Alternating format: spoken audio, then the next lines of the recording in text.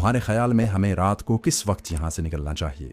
शेर अली ने कुछ तौक़ुफ़ किया, फिर बोला, इशा की नमाज के बाद निकलेंगे। वो बर्तन लेकर जाने लगा तो मैंने कहा, बाबा किस वक्त आ जाएंगे? वो बोला, थोड़ी देर में आ जाएंगे, तुम्हारे लिए कश्मीरी चाय लाऊं? मैंने कहा, नहीं, चाय की ज़रूरत नहीं है। वो चला गया। मैं रात को वहाँ से निकलने के प्लान के बारे में सोचने लगा। मुझे मालूम था कि शेर अली मुझे किसी महफूज रास्ते से ही यहाँ से बाहर निकालेगा। वो ठीक कहता था। कश्मीरी देहाती पहाड़ियों के तमाम रास्तों से वाकिफ होते हैं। शाम हो गई तो बूढ़ा कश्मीरी मेरे लिए कुछ खाने को और सब्ज चाय ले आया। कहने लगा, शेर अली को मैंने समझा दिया है, वो इशा की नमाज के बाद तुम्हें लेकर यहाँ से रवाना हो जाएगा। फिर वो कहने लगा, बेटा हम करीब लोग हैं, तुम्हारी अच्छी तरह से खातिर तवाज़ु नहीं कर सकते।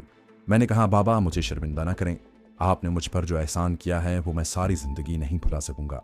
इशा की नमाज के बाद शेर अली और बूढ़ा कश्मीरी दोनों मेरे पास पहाड़ी के गार में आ गई। मैं पहले से तैयार बैठा था। हम गार में से निकलकर मकान के अकब में आए तो बूढ़े कश्मीरी ने मुझे गले लगाकर मेरा माथा चूमा और कहा, खुदा तुम्हारा निगहबान हो। मैंने बूढ़े कश्मीरी से गर्मजोशी से मुसाफा किया और शेर अली के पीछे पीछे मकान के अकबी सहन के नशेब में उतर गया। जहाँ से एक गहरी घाटी शुरू हो जाती थी। हम घाटी में उतर गए। शेर अली आगे आगे चल रहा था। घाटी में अंधेरा था, मगर उस अंधेरे में हमें झाड़ियां और बड़े बड़े पत्थर नजर आ रहे थे। हम घाटी के अंदर झाड़ियों और पत्थरों के दरमियान रास्ता बनाते अंधेरे में गौर से देखते चले गए। हम काफी दूर तक निकल गए थे। एक जगह खाई बहुत ज्यादा नशेब में उतर गई थी। शेर अली जहां रुक गया, उसने ऊपर की तरफ इशारा किया और वो एक जगह से ऊपर चढ़ने लगा। मैं उसके पीछे था। हम सरकंडों और झाड़ियों को पकड़कर ऊपर चढ़ रहे थे। आखिर हम खाई से बाहर आ गए। सामने दो पहाड़ी टीलों के दरमियान एक रास्ता नजर आ रहा था। शेर अली उस रास्ते पर चलने लगा। टीलों की दूसरी तरफ दरख्तों के काफी झुंड थे। शेर अली ने कहा, यहाँ से बाएं तरफ भारतीय फौज की एक चौकी है, हम अब कोई बात नहीं करेंगे, हो सकता है कोई गश्ती पार्टी फिर रही हो। हम दरख्तों के पीछे से होकर गुजरने लगे। हम बड़ी एहतियात से चारों तरफ अंधेरे में गौर से देखते हुए गुजर रहे थे। दरख्तों के झुंड खत्म हुए तो हमें एक पहाड़ी नाले में से गुजरना पड़ा, जहाँ नाले का पानी हमारे टखनों से भी नीचा था। नाले में से गुजरने के बाद मैंने कुछ फासले पर ऊंची पहाड़ी को देखा। शेर अली अपना मुंह मेरे कान के करीब लाकर बोला, इस पहाड़ी के पास खुबानियों वाला बाग है जहां आपको जाना है। हम खुदरौ झाड़ियों, छोटे बड़े दरख्तों और ऊंची नीची पगडंडियों पर चलते रहे। रास्ता थोड़ी देर चलने के बाद कभी दाएं और कभी बाएं मुड़ जाता। हम एक छोटी सी वादी में दाखिल हो गए। अंधेरे में नीचे कुछ खेत और दरख्त नजर आ रहे थे। पगडंडी एक टीले का मोड़ काटकर दूसरी जानिब दरख्तों के हमवार कते में निकल आई। रात गहरी होती जा रही थी। हर तरफ अंधेरा और खामोशी थी। ये अंधेरा ऐसा नहीं था कि जैसा कमरे में बत्ती बुझ जाए तो होता है। ये पहाड़ी इलाके की रात का अंधेरा था, जिसमें हर शय का सलेटी रंग का हयूला जरूर नजर आ जाता था। आसमान कभी नजर आता और कभी ऊपर फैली हुई दरख्तों की शाखों की ओट में हो जाता। अचानक हमें ऐसी आवाज सुनाई दी जैसे कोई झाड़ियों में चल रहा हो। शेर अली ने इशारा किया और हम दोनों चलते चलते वहीं बैठ गए। आवाज थोड़े फासले से आ रही थी। फिर किसी औरत के रोने की आवाज आई। औरत ने कश्मीरी जबान में रोते हुए कहा, खुदा के वास्ते मुझे छोड़ दो, मेरी शादी होने वाली है। शेर अली ने अंधेरे में मेरी तरफ और मैंने शेर अली की तरफ देखा। एक सेकंड में हम मामले की नौयत को समझ गए थे। इतने में किसी ने औरत को गाली देकर डोगरा लहजे में कहा, पहले हम दोनों तुमसे शादी करेंगे। ये आवाजें हमसे चंद कदमों के फासले से आगे निकल गई थीं। औरत मुसलसल लाहुजारी और मिन्नत समाजत कर रही थी। शेर अली ने मेरे कान के करीब होकर कहा, ये डोगरा सिपाही हैं, किसी कश्मीरी औरत को पकड़ कर ले जा रहे हैं। मैं झाड़ियों में उठ खड़ा हुआ। मैंने आगे दरख्तों की तरफ देखा, जिधर से औरत के रोने की आवाजें आ रही थीं। मुझे अंधेरे में दो फौजी हाइट वाले आदमी नजर आए जो एक औरत को खींचते हुए ले जा रहे थे। ये मंजर देखकर मेरी आंखों में खून उतर आया था। मैंने शेर अली के कान में कहा, तुम यहीं ठहरो। उसके साथ ही मैं उस चालाक चीते की मानिंद जिसने अपने शिकार को देख लिया हो, जस्त लगाकर झाड़ियों की दूसरी तरफ निकल गया। मैं डोगरा फौजियों से पहलू बजाता हुआ ऊपर के दरख्तों में से तेज तेज मगर झुक कर चलता उनसे कोई 50 गज आगे निकल गया। मैंने झाड़ियों में से सर उठाकर देखा। दूर से दोनों डोगरा फौजी औरत को खींचते हुए चले आ रहे थे। उन्हें झाड़ियों के दरमियान उसी पगडंडी पर से गुजरना था जहां मैं छुपा हुआ था। मैं बिल्कुल निहत्था था, मगर कमांडो निहत्था भी हो तो आम आदमी और आम सिपाही उसका मुकाबला नहीं कर सकता। उसके अलावा मेरे अंदर एक आतिशफिशां पहाड़ की तरह खोलता उबलता हुआ जोश और जज्बा भी था। काफिर डोगरा फौजी एक मासूम मुसलमान औरत को अगवा करके ले जा रहे थे। ये कैसे मुमकिन था कि मेरी मौजूदगी में वो जिंदा बचकर निकल जाएं? डोगरा फौजी के साए करीब होते जा रहे थे। मैंने इतना देख लिया था कि उनकी स्टेन गन्ने उनके कांधों से लटकी हुई हैं। मेरे कमांडो अटैक के लिए इतना ही काफी था। जब वो और करीब आ गए तो मैं झाड़ियों में बैठ गया। औरत सिसकियां भरते उनकी मिन्नतें कर रही थी। एक डोगरे ने औरत का एक बाजू और दूसरे डोगरे ने दूसरा बाजू पकड़ रखा था। वो औरत को तेज तेज चला रहे थे। मैंने सोच लिया था कि मुझे क्या करना होगा। मैं डोगरा फौजियों में से किसी एक को भी इतनी मोहलत नहीं देना चाहता था कि वो कंधे से स्टेन गन उतार कर मुझ पर फायर कर सकता। बस यही मेरी सबसे अहम हिकमत अमली थी। दोनों फौजी कश्मीरी औरत को खींचते हुए उस झाड़ी के करीब से गुजर रहे थे जिसके अंदर मैं चीते की तरह घात लगाए बैठा हुआ था। जैसे ही वो मेरे सामने से एक कदम आगे हुए, मैंने उनमें से एक फौजी पर हमला कर दिया। मेरा हमला किसी नातजुर्बेकार जज्बाती आदमी का हमला नहीं था।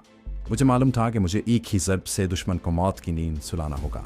उसके साथ ही बिजली की तेज़ी से दूसरे फौजी पर अटैक करना होगा। मैंने झाड़ियों में से निकलते ही अपनी तरफ वाले डोगरा फौजी की गर्दन में बाजू डाला और उसे पूरी ताकत से झटका देकर छोड़ दिया। मैंने उसकी गर्दन की हड्डी टूटने की आवाज़ सुन ली थी। ये एक खास आवाज़ होती है जिससे हम कमांडोज के कान बखूबी आशना होते हैं। उसके बाद दुश्मन का जिंदा रहना नामुमकिन हो जाता है। पहले डोगरा फौजी को छोड़ने के साथ ही मैंने दूसरे फौजी को दबोच लिया जो अपने साथी पर हमला होते देखकर अपनी स्टेन गन सीधी कर रहा था।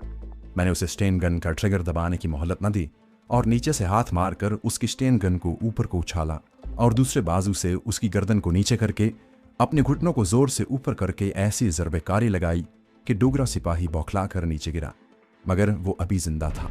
मैं फौरन उस पर गिरा और उसकी गर्दन दबोच ली। दूसरे लम्हे मेरे एक झटके के बाद वो भी मर चुका था। इस दौरान कश्मीरी औरत सहम कर बैठ गई थी और अंधेरे में आंखें फाड़े इस खूनी ड्रामे को देख रही थी। जब मैं दूसरे डोगरा फौजी को ठिकाने लगा रहा था तो कश्मीरी औरत उठकर भागने लगी। मैंने उसे शिकस्ता कश्मीरी जबान में कहा, बहन भागो नहीं, मैं मुजाहिद हूँ। वो वहीं रुक गई। दोनों डोगरा फौजियों की लाशें अंधेरे में जमीन पर झाड़ियों के पास पड़ी थीं। अब मुझे इन लाशों को ठिकाने लगाना था। मैं उन्हें इसी तरह बहा नहीं छोड़ सकता था। मैंने औरत का दुपट्टा उसके सर पर कर दिया और आहिस्ता से कहा, मेरा एक कश्मीरी मुजाहिद साथी पीछे है, मेरे साथ आओ, वो तुम्हें तुम्हारे घर पहुंचा देगा। औरत ने मेरा बाजू थाम लिया। वो खुदा और रसूल पाक सल्लल्लाहु अलैहि वसल्लम का नाम लेकर मुझे दुआएं दे रही थी। मैंने उसे कहा, खामोश रहो। वो चुप हो गई। मैं उसे लेकर वहां आ गया जहां शेर अली छुप कर बैठा हुआ था। मेरे साथ कश्मीरी औरत को देखकर वो उठ खड़ा हुआ। मैंने उसे कहा, शेर अली, मैं उस औरत को डोगरा फौजियों से बचा कर ले आया हूं। शेर अली ने फरत मुसर्रत से कांपती हुई आवाज में पूछा, दोनों डोगरे कहाँ हैं? मैंने कहा, उनकी लाशें झाड़ियों के पास पड़ी हैं। हमें उन्हें किसी ऐसी जगह फेंकना होगा जहां से उनकी लाशें किसी को न मिल सकें। क्या आगे कोई खड़ या खाई है? शेर अली बोला, जरूर होगी, आओ वहां चलते हैं। उसने कश्मीरी औरतों को तसल्ली दी और अपनी जबान में समझाया कि हम कश्मीरी कमांडो हैं, इस तरफ से गुजर रहे थे कि तुम्हारी आवाज़ सुनकर तुम्हारी मदद के लिए रुक गए। कश्मीरी औरत का चेहरा मुझे अंधेरे में मुस्कुराता हुआ नजर आया। वो हमें दुआएं देने लगी। मैंने उसे कहा, बहन तुम भी हमारे साथ आओ। शेर अली ने उससे कहा, तुम्हारा गाँव कहाँ है? कश्मीरी औरत ने गाँव का नाम बताया। शेर अली ने मेरी तरफ देखकर कहा, ये उसी खुबानियों के बाग वाला गाँव है जिस तरफ तुम जा रहे हो।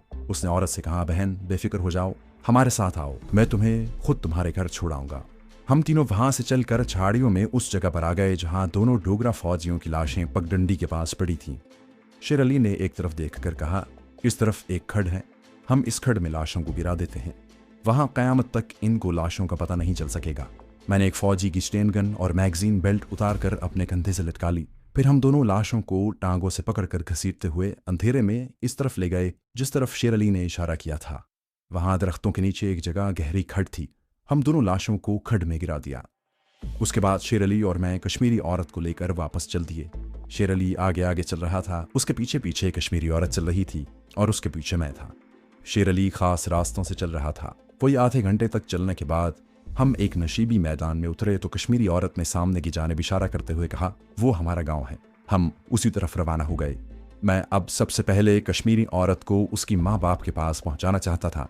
जब हम गांव के करीब आए तो मैंने शेर अली से कहा, शेर अली तुम इस औरत को उसके घर छोड़ाओ, मैं जहां तुम्हारा इंतजार करता हूं। शेर अली जाने लगा तो कश्मीरी औरत ने दोनों हाथ उठाकर मुझे दुआ दी और शेर अली के साथ गांव की तरफ चल पड़ी। गांव के चंद एक पहाड़ी टाइप के मकानों के हयूले दूर से स्याह धब्बों की तरह नजर आ रहे थे। मैं वहीं बैठ गया और अंधेरे में डोगरा फौजी की स्टेन गन का जायजा लेने लगा। कुछ देर बाद शेर अली वापस आया। वो बड़ा खुश था। कहने लगा, जब मैं इस औरत को इसके बूढ़े माँ बाप के पास लेकर गया तो उन्हें यकीन नहीं आ रहा था कि उनकी बेटी डोगरा फौजियों के कब्जे से निकलकर उनके पास बाइज्जत वापस आ गई है। दोनों बेचारे मुसल्ले पर बैठे दुआएं मांग रहे थे। तुमने उन्हें बता दिया था ना कि अगर फौज के आदमी अपने सिपाहियों की तलाश में गांव में आए तो उनसे कोई बात न करें। शेर अली ने कहा, मैंने उन्हें अच्छी तरह समझा दिया है, आप बेफिक्र रहें। सही, चलो अब मुझे खुबानियों के बाग में छोड़ाओ। शेर अली मुझे लेकर एक तरफ चल पड़ा। कहने लगा, आप जहां जाना चाहते हैं मैं आपको वहां भी छोड़ सकता हूं। मैं शेर अली को कमांडो शेरवान की खुफिया कमीनगाह का ठिकाना किसी सूरत में भी नहीं बताना चाहता था। मैंने कहा, शेर अली बस तुम ये समझो कि मुझे खुबानियों वाले बाग तक ही जाना है, बस तुम मुझे वहां पहुंचा दो। एक वादी और एक टीले की चढ़ाई चढ़कर दूसरी तरफ उतरने के बाद हम खुबानियों वाले बाग में पहुंच गए, जहां मुझे दरख्तों के झुंड और टीलों के नशे शिनासा लग रहे थे। मैंने अंदाजा लगा लिया था कि मुझे वहां से किस तरफ जाना है। बाग में आकर मैंने शेर अली से कहा, दोस्त तुम्हारा शुक्रिया, मैं अपनी मंजिल पर पहुंच गया हूं, अब तुम वापस जा सकते हो। शेर अली ने मुझसे मुसाफा किया और बोला, जनाब क्या आप मुझे भी कमांडो बनाकर अपने साथ शामिल नहीं कर सकते? मैं भी कश्मीर के जिहाद में शरीक होना चाहता हूँ, मुझे राइफल चलानी आती है। मैंने कहा, शेर अली तुम्हारा ये जज्बा काबिल कदर है, मगर तुम्हें मेरे साथ जाने की बजाय अपने इलाके के मुजाहिदीन से राब्ता पैदा करना चाहिए, वो तुम्हें कमांडो की ट्रेनिंग भी देंगे। शेर अली मुझे अस्सलाम वालेकुम कहकर जिस तरफ से मुझे लेकर आया था उस तरफ चल दिया। मैं एक दरख्त के नीचे बैठ गया। जब शेर अली मेरी निगाहों से ओझल हो गया तो मैं उठा और नीचे झाड़ियों में से गुजरकर सामने वाले टीले की तरफ चलने लगा। जैसे जैसे मैं आगे जा रहा था मुझे रास्ते की सारी निशानियां मिलती जा रही थीं। आखिर मैं एक घाटी को पार करके टीले के दरख्तों में पहुंच गया। कमांडो शेरवान का हाइड आउट यहाँ से चंद कदमों के फासले पर ही था। कमांडो शेरवान ने बड़ी गर्मजोशी से मेरे साथ हाथ मिलाया और मुझे मुबारकबाद देते हुए कहा, हमने पहाड़ी के गैरिजन को उड़ाकर भारतीय फौज से बदला ले लिया है। मैंने कमांडो औरंगजेब का पूछा तो वो बोला, औरंगजेब पहुंच गया था, हमें तुम्हारी बहुत फिक्र थी, खुदा का शुक्र है कि तुम भी जिंदा सलामत वापस आ गए। औरंगजेब सो रहा है, तुम भी आराम करो, बाकी बातें सुबह होंगी। कमांडो शेरवान ने मेरे कंधे पर स्टेन गन देखी तो उसने पूछा, ये स्टेन गन तो किसी डोगरा सिपाही की है। फिर मैंने उसे कश्मीरी औरत और दोनों डोगरा फौजियों को ठिकाने लगाने का सारा वाकया सुनाया। कमांडो शेरवान का चेहरा खुशी से खिल उठा। उसने मेरे दोनों कंधों पर हाथ रखकर दबाया और बोला, तुमने बहुत अच्छा काम किया है, तुम्हें भूख तो नहीं लगी? मैंने कहा, बूढ़े कश्मीरी ने मुझे रात को बहुत कुछ खिला पिला कर रवाना किया था। कमांडो शेरवान ने पुरअज़्म लहजे में कहा, इंशाअल्लाह वो दिन बहुत जल्द आने वाला है जब कश्मीर में हमारी आज़ादी और खुद मुख्तारी का सूरज तुलू होगा। मैं अपने छोटे से लकड़ी के खोखे में जाकर लेट गया। इस कदर थक गया था कि लेटते ही नींद आ गई। दूसरे रोज दिन चढ़े औरंगजेब कमांडो से मुलाकात हुई तो मैंने उसे अपनी गिरफ्तारी और फिर नाले में छलांग लगाकर फरार होने और शेर अली के साथ कश्मीरी औरत को बाहिफाजत उसके माँ बाप के पास पहुंचाने और डोगरा सिपाहियों की लाशों को ठिकाने लगाने की कारगुजारी सुना दी। वो बड़ा खुश हुआ, कहने लगा, मैं तो किसी तरह वहां से निकल आया था मगर मुझे तुम्हारी फिक्र थी। हम सब इस बात पर परेशान थे कि हमारे टाइम बम वक्त पर नहीं फटे थे, हमें इन बमों के टाइम डिवाइस फिर से चेक करने पड़ेंगे। कमांडर शेरवान ने अपने 2 आदमियों की उनकी चेकिंग की ड्यूटी लगा दी है। मैंने कमांडो औरंगजेब से पूछा, इस धमाके के बाद तो भारतीय फौजियों ने शहर में अपनी जालिमाना कार्रवाइयां तेज कर दी होंगी। वो बोला, कमांडर शेरवान के पास सारी रिपोर्टें पहुंच चुकी हैं। हमें मालूम हुआ है कि भारतीय फौज ने मुजाहिदीन के एक ठिकाने पर हमला भी किया है, मगर खुशकिस्मती से उस वक्त वहां कोई मुजाहिद नहीं था। वैसे फौज ने कई लोगों को गिरफ्तार किया है। चलो कमांडर शेरवान के पास चलते हैं, वो तुम्हारे जागने का इंतजार कर रहा था। हम दोनों गार के अंदर कमांडो शेरवान की खुफिया हेडक्वार्टर में आ गए। कमांडो शेरवान गैस की रोशनी में मेज पर बिछे हुए नक्शे को छुप कर देख रहा था। उसके सर पर सब्ज रुमाल बंधा हुआ था। हमें आता देखकर उसने कहा, पहाड़ी गैरिजन की तबाही पर भारतीय फौज में जबरदस्त इस्तराब फैला हुआ है। फौज बौखलाकर अंधाधुंध पकड़ धकड़ कर रही है। फौजी हाई कमांड की ये सबसे बड़ी शिकस्त है। मैं और कमांडो औरंगजेब मेज के पास स्टूलों पर बैठ गए। मैंने पूछा, इस ऑपरेशन में कितने भारतीय सिपाही मरे होंगे? कमांडो शेरवान ने कहा, हम तक जो खबरें पहुंची हैं उनके मुताबिक इन्फेंट्री रेजिमेंट के कम से कम 1500 फौजी इस वक्त पहाड़ी गैरिजन में मौजूद थे और जाहिर है इतनी बड़ी तबाही के बाद उनमें से कोई भी नहीं बचा होगा। कमांडो औरंगजेब बोला, सर मुझे लगता है कि भारतीय फौज उसके जवाब में कोई जबरदस्त जवाबी कार्रवाई करेगी। कमांडो शेरवान ने कहा, हमारे कश्मीरी मुजाहिद गाफिल नहीं हैं, वो उनकी हर जवाबी कार्रवाई का इसी शिद्दत से मुकाबला करेंगे। हम भी तैयार बैठे हैं। असल में इंडिया की हुकूमत अपनी फौज कश्मीर में भेजकर सख्त परेशान है। उसने फौज के जरिए आज़ादी कश्मीर की तहरीक को दबाकर कश्मीरियों के हक़ खुद इख्तियारी को कुचलकर कश्मीर पर गासिबाना कब्जा करना चाहा था, जिसमें वो पूरी तरह नाकाम हो चुकी है। अगर हमारे मुजाहिद शहीद हो रहे हैं तो भारतीय फौजी भी हलाक हो रहे हैं, बल्कि भारतीय फौजियों की हलाकत की रफ्तार ज्यादा तेज है। हम बातें कर रहे थे, कमांडो शेरवान का खास बॉडीगार्ड अंदर आया। उसने एड़ियां जोड़कर सैल्यूट किया और कहा, कमांडो बाबर अली शहर से कोई खास खबर लेकर आया है। कमांडो शेरवान ने कहा, इसे फौरन अंदर भेज दो। वहां खामोशी छा गई। औरंगजेब ने आहिस्ता से कहा, मुझे खैर की खबर नहीं लगती। मुजाहिद बाबर अली ने अंदर आकर कमांडो शेरवान को सलाम किया और खामोश खड़ा हो गया। शेरवान ने कहा, क्या खबर लाए हो?